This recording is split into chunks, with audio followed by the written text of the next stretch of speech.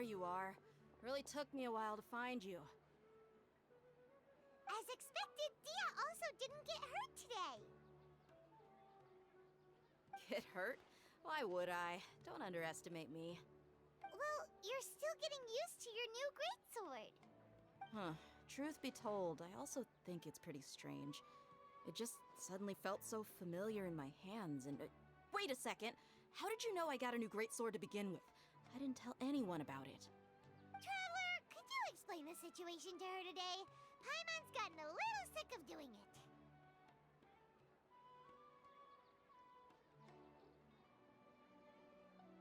Oh, that works!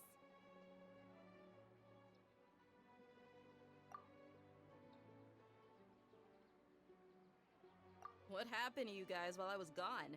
Did you get brainwashed by some cult? Don't think too hard about it. Just take what we're saying at face value. Alright then, let me get this straight. You're telling me that my body's already gotten used to this greatsword, but my brain just doesn't remember it? Yes, your memory's being erased every day. Then I'd have to disagree. That's impossible. Oh? Why do you think that? If we've actually been reliving the Sub-Zeru's festival day after day, then what happened to the things we used, the money we spent, the food we ate? Common sense says my wallet should have emptied itself a long time ago. There's no way I wouldn't have noticed that. Right!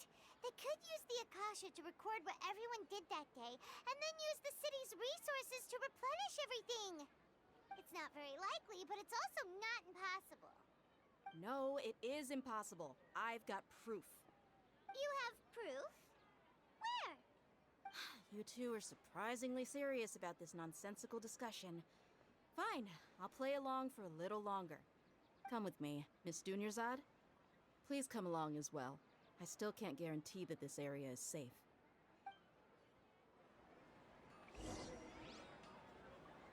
Paimon can't believe it's Dia who wants to show us something this time. 2 days ago, we were the ones taking her to see Dunyarzad.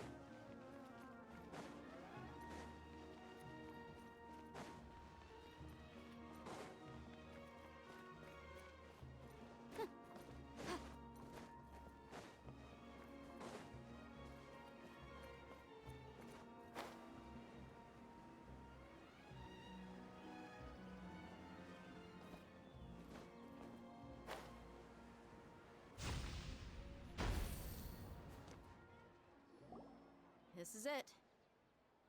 Huh? This is a wooden training dummy. What about it? See those marks on the dummy? Those are the result of several days' worth of practice. Let's say the sages didn't replace it every day. Shouldn't it be hacked to pieces by now? That's true, but what if they did? Then the sages would have had to reproduce every mark I left during previous training sessions. I'm a professional fighter. My martial school has always emphasized the importance of refined control. The force, angle, and entry point of each strike is calculated and deliberate. That's why I remember every mark on the dummy, as well as my state of mind as I made each strike. It's just as they say, each swordsman has their own unique style, and even the same swordsman can't make the same cut twice. It would be impossible to copy these marks. Is it really impossible? What if they use some fancy machine to carve every single mark? People often say that a camera's photo can never replace an artist's painting because the former has no spirit to it. The same thing applies here. At a mere glance, I can differentiate carved marks from the results of combat training. Whew, hope that cleared things up for you. Hey, is this that new brain exercise game that's been super popular with the scholars lately? It's surprisingly fun. Anyway, it's getting late. I should escort Miss Dunyarzad to Nilu's stage. See you later. Well, back to square one. Is our memory deletion theory also wrong? But at least we've reached some other conclusions in the meantime. Yep, that's true. So, can we think of any new strange? Paimon feels like everything's been strange lately. Huh? Leaving the city? You're right! It's really strange how we never thought of such a simple solution. Many things should become clear if we can confirm the flow of time outside of the city. Paimon can't believe it! Did we miss this because we're tunnel visioning too hard on our other theories? Or because we're just too tired? How about we go back and ask Nahida? Maybe we've forgotten something about leaving the city.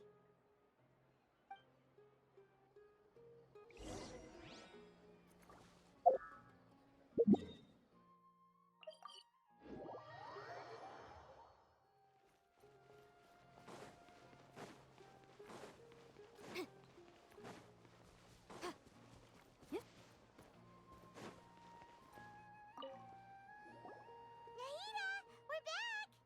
You're back early today. Did you find something new? Sort of. We're mostly sure now that we're not in a time loop. And we also aren't in the real world. But at the same time, we have a new question. Leaving the city.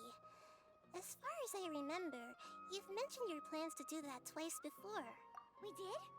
But we don't remember anything. What happened after we talked about those plans? What did we say when we got back? Let me think. I don't think you ever actually told me what the outcome was. Oh, it's probably more accurate to say that both times you never came back the whole night. But you two sometimes stay out the entire night anyway, so at the time, I didn't think too much about it. It is true that sometimes we lose track of time during our investigations. Before we know it, it'll already be the next day. But still, neither of us remember anything about leaving town. Really? That's kinda strange. In theory, I should have already awakened all your memories. Yep, something here's definitely fishy. Let's get to the bottom of this tomorrow.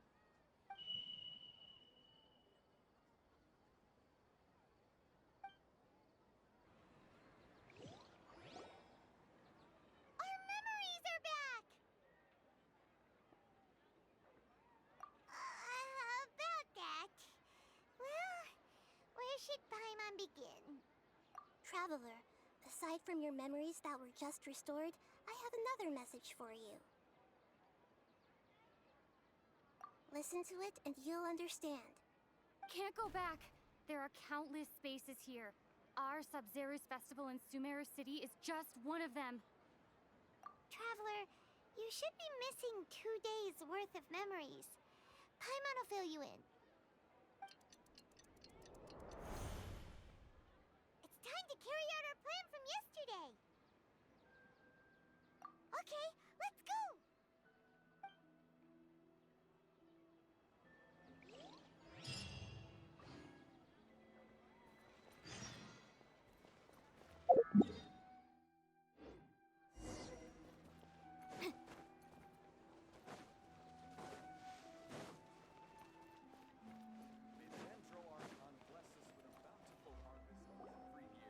Why can't we leave the city?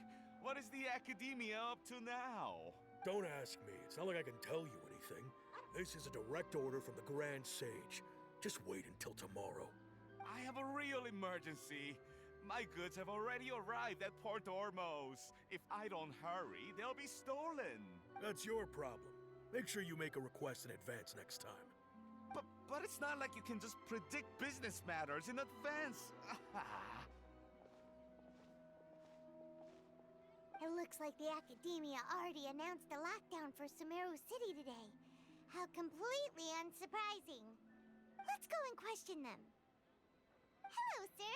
Why can't we leave the city today? Here we go again. Don't ask me, I don't know either. We just received an order that no one is allowed to enter or exit Sumeru today. They didn't tell us anything else. Angering me won't get you anywhere. If I had that kind of insider info, I would have left this stupid post long ago. It looks like he really doesn't know. If we can't get anything out of him, let's take matters into our own hands. Why don't we climb over the walls? Those guards can't be everywhere at once. This is a good spot, and the guard hasn't noticed us at all. Let's hurry! Huh? Why? Are you going to leave Paimon behind? But what if things get really weird out there and you get into some trouble? Then Paimon won't be able to help you. Oh, Paimon knows that Paimon can't do much, but we've always been together, haven't we?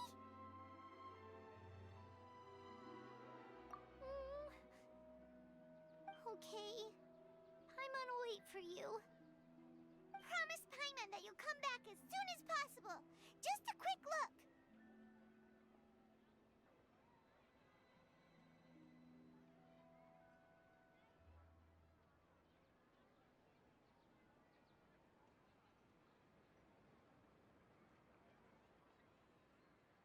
And please, be careful.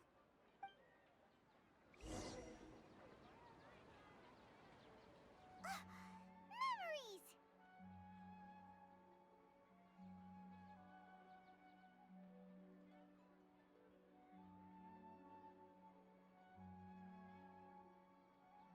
Traveler!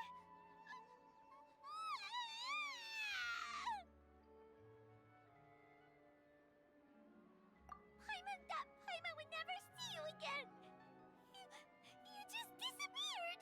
Paimon waited for you for hours and hours at the city wall and you never came back!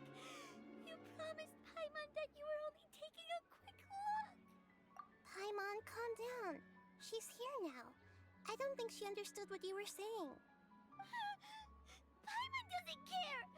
Paimon wanted to go look for you, but you also said that Paimon should stay! Paimon was so worried and so scared the entire day!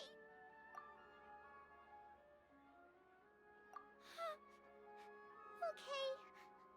Paimon will forgive you. The most important thing is that you didn't actually disappear. Oh, Paimon was so scared that you had gone into another world! Okay, Paimon, can you tell us your perspective of what really happened yesterday? I see. Using two people's different perspectives. After that, you left the city. Paimon kept her eyes on you the whole time, but then you disappeared in an instant. No way! Paimon was watching you with the fullest attention. What's your perspective, Traveler? You sure you don't have any memory of this? I guess that explains everything. You also lost your memories the last 2 times you tried to leave the city. Those days' memories can't be awoken. So, if we leave the city, our memories will be completely erased? It really sounds like something big outside of the city is being hidden on purpose. But this way, we'll also never discover what's outside. Something like a message? But how can we send it back? Don't look at me like that.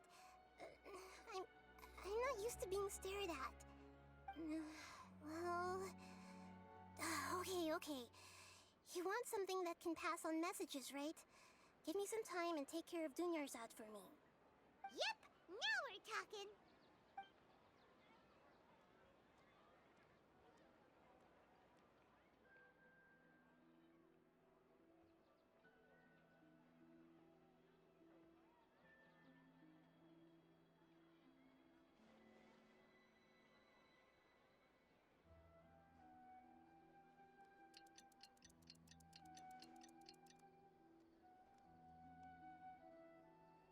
I'm done.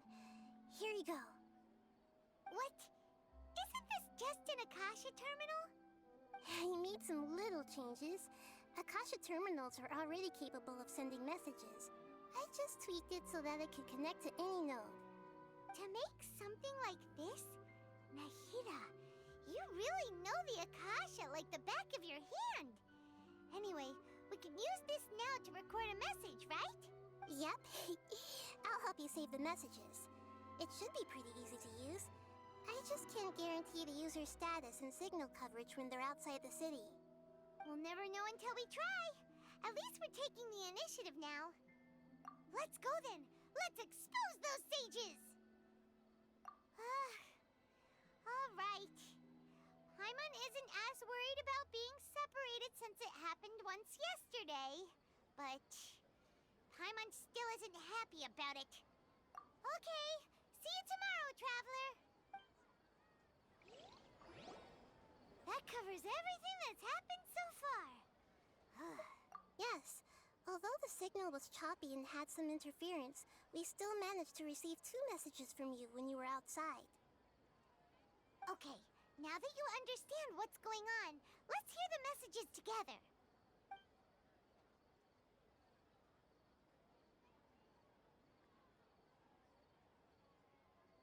Can't go back. There are countless spaces here. Our Sub-Zero's festival in Sumeru City is just one of them. I've entered another space. Before me are flowing sandstone and howling fish. Impossible and surreal sights. All these spaces are empty, except for the occasional ones that contain mute puppets rather than people. I can't sense any human presence.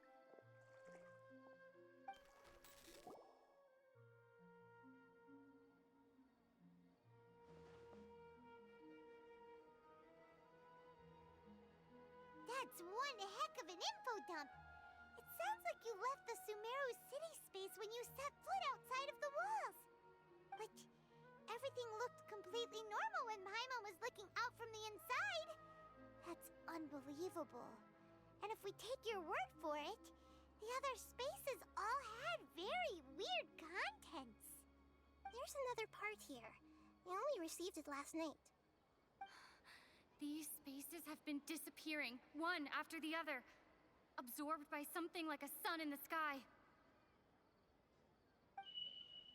And now, even the final space has also disappeared. Behind me, a lot of spaces just appeared again from thin air. I get it now. Those spaces are actually...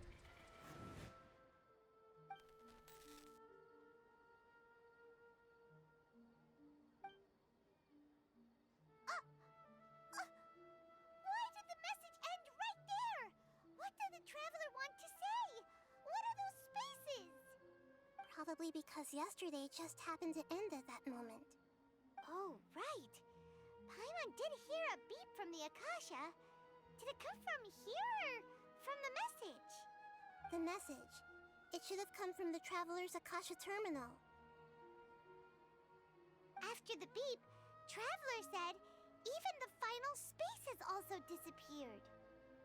Traveler, what do you think that final space could have been?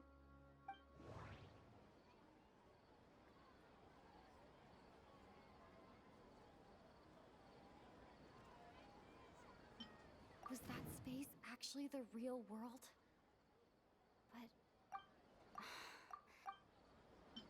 my impression is that...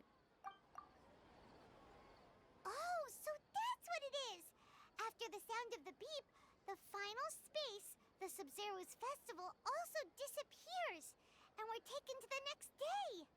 Later on, Traveler also mentioned a bunch of new spaces materializing behind them. Do lots of new spaces appear every day? Paimon's head is spinning. Just what are these spaces anyhow? Well, consider this. For all the horrors of the Archon War, at its heart, it was just a game where a bunch of gods fought over 7 seats. So no matter how strange or spooky things may look on the surface, maybe all they point to in the end is a small and simple secret. Wow, the Archon War, huh? That's an analogy and a half.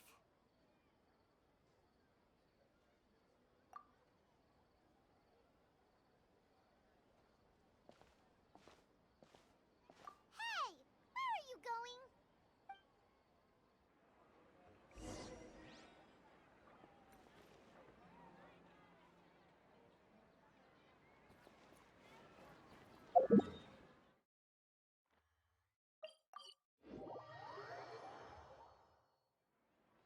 Do you want some alone time to think?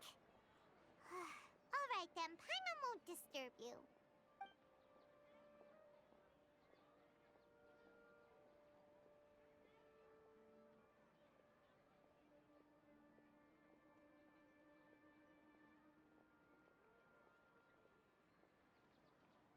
The dance of Sub-Zeros is about to begin. I'm going to go watch it. Okay. Why don't you go ahead, Dunyarzad? We still have some other stuff to do first. Okay then. See you later. Have you figured it out yet, Traveler? Time is ticking away. Awesome! What is it? Paimon wants to know. Oh, wait, no. Let's meet up with Nahida first. You can tell us both together. This time, we're gonna get to the truth.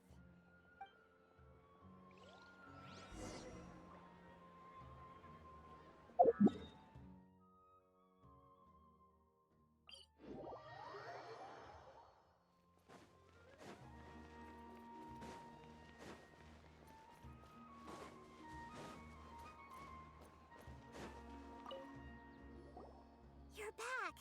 I've been waiting forever for you two.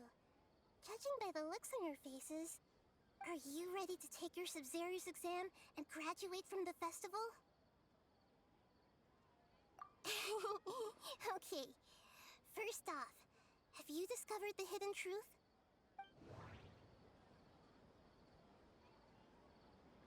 We've already experienced the Sub-Zero's festival many times. The moon, illusions, and lies. All the bizarre spaces I saw outside the city had one thing in common. Those spaces remind me of dreams. The moon. The moon. You're back! I've been waiting forever. Are you ready to take your Sub-Zero's... Okay. Okay. Nahida said, the Akasha relies on the power of a gnosis to operate, as it is the People in Sumeru don't dream.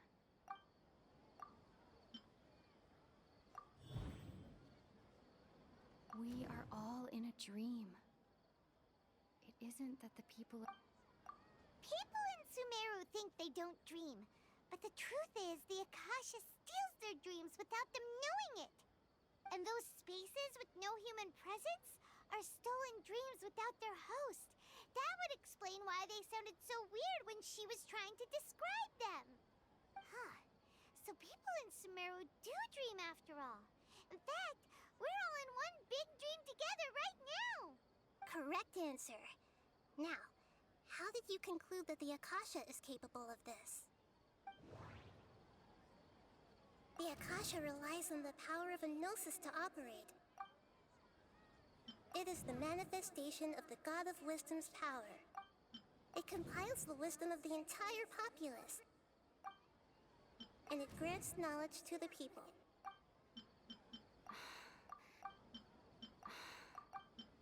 Oh, okay. Those dream-controlling creatures in the forest also get their power from the Dendro Archon, right? That would explain why the Akasha has the ability to control people's dreams, too. But is stealing everyone's dreams really how the Akasha compiles their wisdom? Isn't there anything more to it than that? Dreams are fantastical, complex, and full of imagination. People's brains are the most active when they're dreaming. In other words, dreams are rich bundles of human wisdom. So, in other words, the complete opposite of how Hypatia understood it. Paimon remembers her saying that the sages think dreams are foolish delusions, and the fact that no one dreams is a blessing from Greater Lord Rukkhadevata. So it was all a dirty trick? The real story is that the sages from the Academia are using the Akasha to steal people's dreams for their own use, huh? Oh? By the sounds of it, you understand the current situation pretty well. So then, what about the samsara?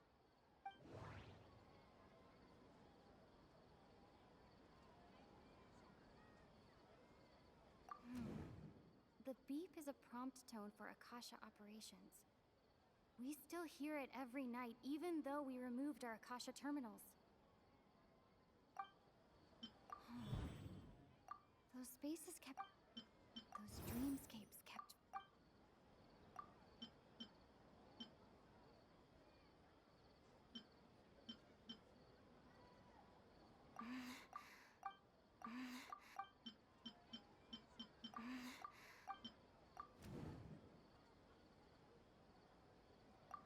Correct. The Akasha is keeping each person's brain in a constant dream state, but also separating their consciousness from their own dream. Their disembodied consciousness is placed inside the collective dream of the Sub-Zero's festival along with everyone else's, while their now vacant dreams are harvested by the Akasha. No one is any the wiser as another day passes in the dream, and so begins another samsara cycle. People wake up to yet another dream about the Sub-Zero's festival. The dreams that belong to them are once again harvested by the Akasha, and so it continues. So, this is like a dream factory, and the Akasha is a dream harvesting machine. Did Paimon get that analogy right? Very good, Paimon. Using analogies well is an excellent habit to get into. Okay, so that beep we keep hearing is actually from our real-life Akasha terminals. Taking off our terminals in this dream doesn't do anything. Alright, last question. Who am I?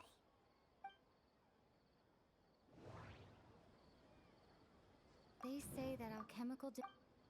Now that I think about it...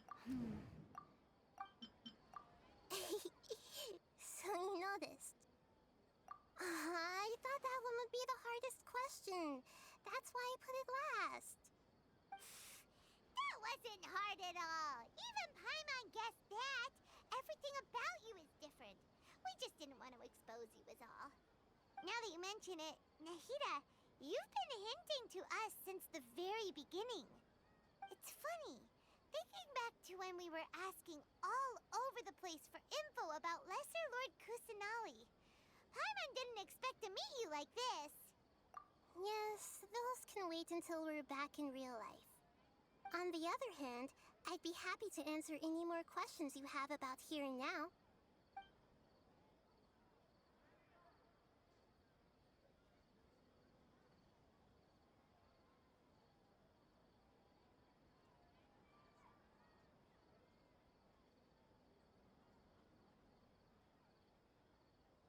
You asked me this question before. My answer was, it would literally blow your minds. Now that you know this is all a dream, this answer should hopefully make more sense. Have you heard the saying, don't wake a sleepwalker? Likewise, if someone suddenly had told you all this instead of you learning it on your own, your notion of reality and dream would be thrown into irreversible confusion. I couldn't expose you to that kind of risk. That's why I could only give you very subtle hints and some suggestions. Long story short, I'm really sorry I had to keep you guessing.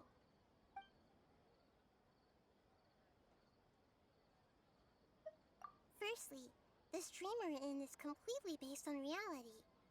People have already experienced this Sub-Zero's festival, so it would be very difficult for them to find anything that strikes them as surreal. Secondly, you're probably wondering why people don't have any memories from earlier samsara, right? That's because people don't remember their dreams most of the time anyway. And in any case, their actual dreams are being taken away from them by the Akasha. So whenever they wake up in this dream of the Sub-Zero's festival, they don't remember anything from their previous identical dream. That reminds Paimon. Traveler had a dream when we were in the Avidia Forest, but couldn't see what it was about after waking up. Is that an example of what you mean? Yes. Only after receiving the blessing of Dendro can a person gain the Dendro element's dream-enhancing power. That explains the feelings of deja vu. Meanwhile, everyone else has no idea that they are in the Sub-Zero's festival samsara, while their dreams are stolen from them over and over again.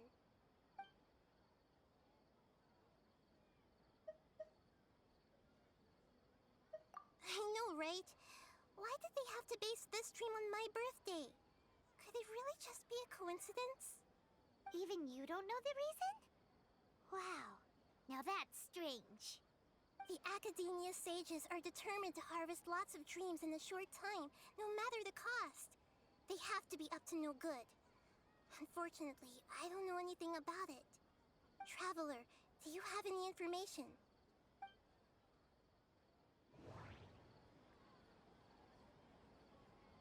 Those spaces remind me of dreams. Okay, Nahida said, the Akasha relies on the power of a gnosis to operate, as it is the manifestation of the God of Wisdom's power. Grand Sage said, go celebrate the birth of that god to your heart's content. Did he mean something more? Celebrate the birth of that god? Could it mean...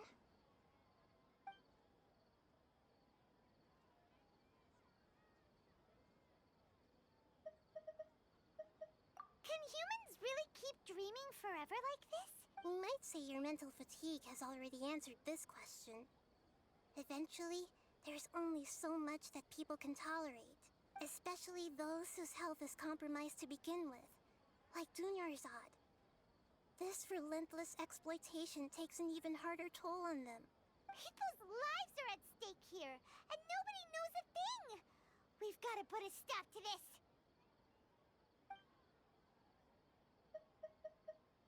Deceiving the people of Sumeru with no regard for their safety. No matter what they're trying to do, this is unforgivable. After we end the Sub-Zero's festival samsara, we have to look into them. How can the sages of the Academia do this behind their Archon's back? This is ridiculous! In the end, I'm just the moon. The real sun is long gone. A sun and a moon? Nahida's talking in riddles again.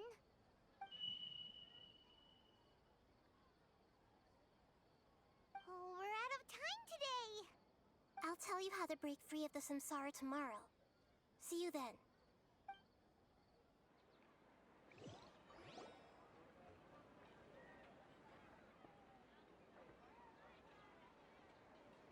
Good morning, Nahida.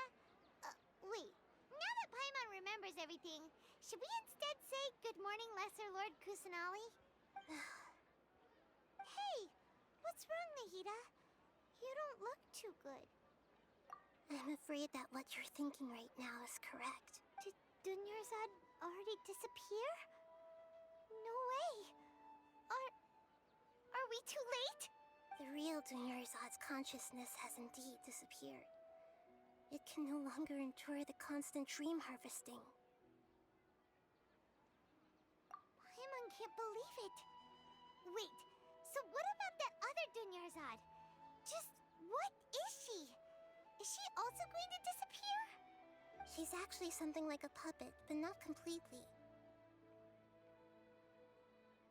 The real Dunyarzad's consciousness could no longer keep playing her role in this dream.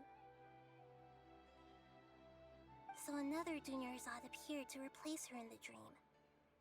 Just like the grass and the trees, that Dunyarzad is just a building block of the dream that helps to keep it going. But personality-wise, she's nothing like the real Dunyarzad. Puppets are stiff and can't copy a living person's vitality. After all, they're just there as filler.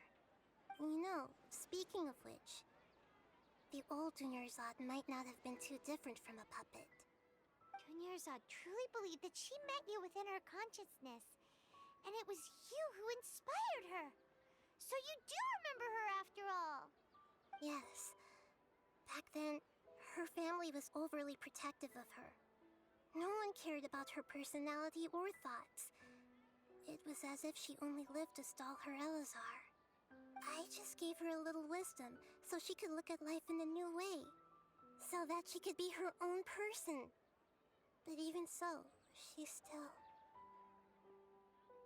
far from it. I'm still a long way off from being a real Archon. I couldn't even save her. If I were a competent Archon, I wouldn't have let my most faithful follower die at the Subzerus Festival with so many regrets. Please don't beat yourself up over it, Nahida. It's the Sage's fault, and theirs alone. I'm not beating myself up. All I did was to rationally observe the distance between myself and a real Archon. Don't be like that, Nahida. Even real Archons are still allowed to be sad.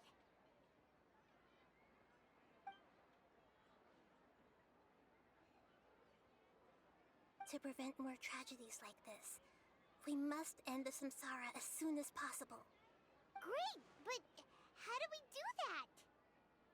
Although the Subzerus Festival dream is under the Akasha's control, only humans can dream.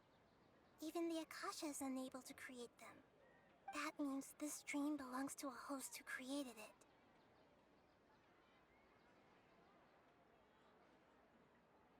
Huh?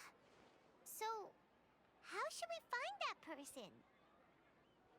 Well, if this is someone's dream, then everything here must come from deep within their consciousness.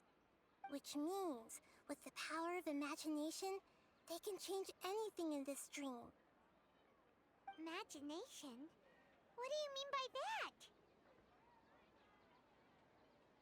Imagination means breaking through what you perceive as normal. Like when a server at a tavern brings a plate to you, you'd naturally assume that food is on it. However, if you're the dream's host and you become aware that you're dreaming, when you imagine gold and more on the plate, the dream will respond in kind, and the server really will bring you gold and mora. But right now, our host is unaware that this is a dream. No matter how many times they're served, it will always be food.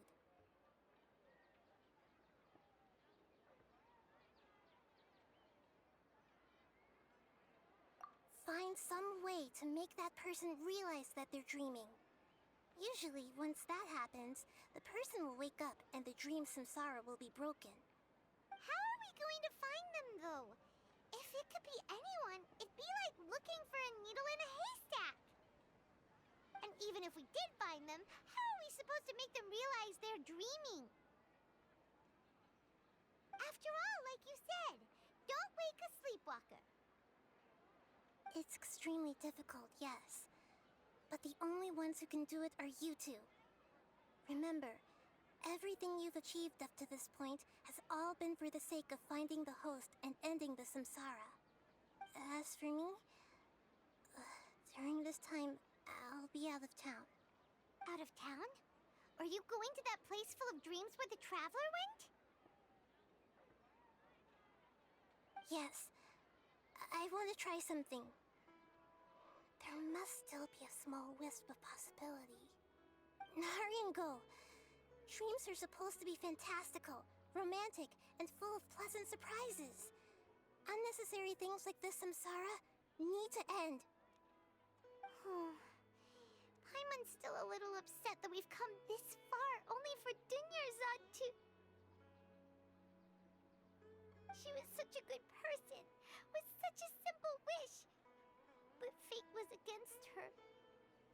Yeah, saving Dunyarzad is what kept us going this whole time.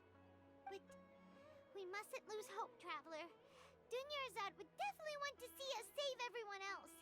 So let's break the Samsara for her sake. Paimon's wondering, do you think the sages would get one of their own to be the host of this stream? Feels like it would be easier to control it that way, no? Huh. That's true. Plus, the sages probably weren't counting on there being other factors beyond their control, like Nahida and us. So, who do you think the host of the dream is? Oh, that would make sense. Ferris, the Knight of Flowers, is a symbol of the whole Sub-Zero's festival, right? Pretty core character. Let's go ask him some questions, shall we?